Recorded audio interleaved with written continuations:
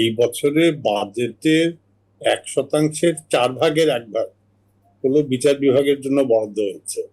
আমাদের একটা রাফ হিসাব আছে, ওই যে বড় বড় মহাসড়ক যখন 6 লেন 8 লেনে হয়, তখন সাধারণত 1 কিলোমিটারের জন্য খরচ পড়ে কম বেশি 500 কোটি টাকা।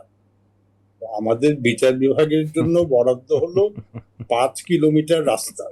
রাস্তার মহাসড়ক করতে যে টাকা লাগে সেই টাকা।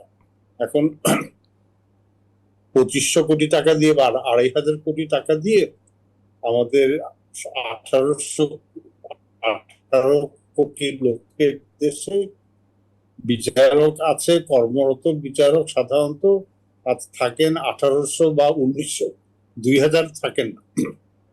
1800 বিচারক দিয়ে আপনি 18 কোটি লোকের দেশে একটা বিচার ব্যবস্থা কেমন করে চালাবেন?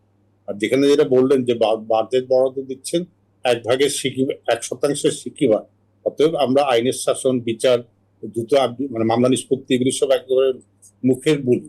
1800 বিচারক দিয়ে মাত্র 2500 কোটি টাকা দিয়ে এবার তো বলা হচ্ছে যে নতুন পে স্কেল দিলে সরকারি কর্মচারীদের বেতন বাবদ 35,000 কোটি টাকা ব্যবহার আরো বেশি লাগবে, 35,000 কোটি টাকা।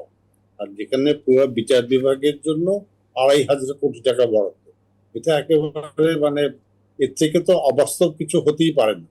অর্থাৎ আমাদের বিচারের কথা আমরা যতটা বলি, কিছু হলে জিরো টলারেন্স, দৃষ্টান্তমূলক শাস্তি, দ্রুত বিচার, যত কিছুই বলি না কেন, এখন তো আমাদের বিচার ব্যবস্থায় কত 40 লাখের বেশি মামলা পেন্ডিং আছে। 47 লাখ সর্বশেষ হিসাব, 47 লাখ। এখন মামলা তো কমছে না, কারণ বিচারকের সংখ্যা বাড়ছে না, তাদের সুযোগ সুবিধা বাড়ছে না। এতে আমরা যত সাফারার হচ্ছে তার থেকে বিচার প্রার্থীরা, এই যে 47 লক্ষ বিচার আসলে ক্ষতিগ্রস্ত হচ্ছে, ভিকটিম হচ্ছে যারা বিচার প্রার্থী